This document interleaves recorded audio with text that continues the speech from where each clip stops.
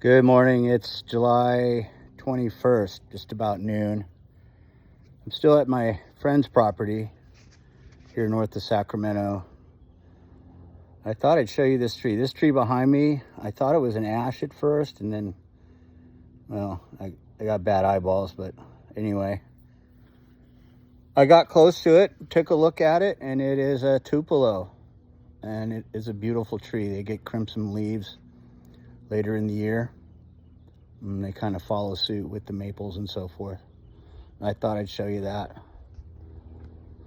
I'm going to switch over to video 2.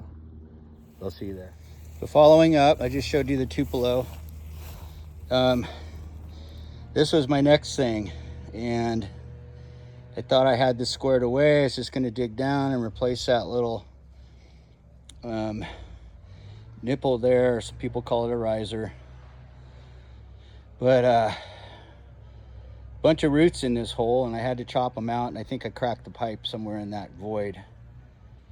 And also, this is schedule 20 pipe.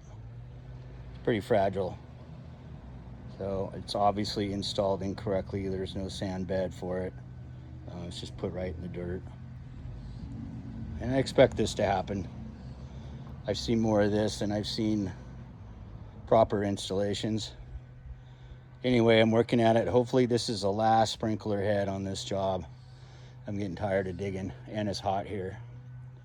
Anyway, if you have any irrigation questions, you need a small system installed, troubleshooting, give me a call.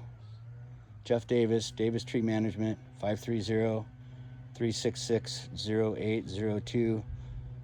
And on the web at davistreemanagement.com. Y'all have a good day. See you later.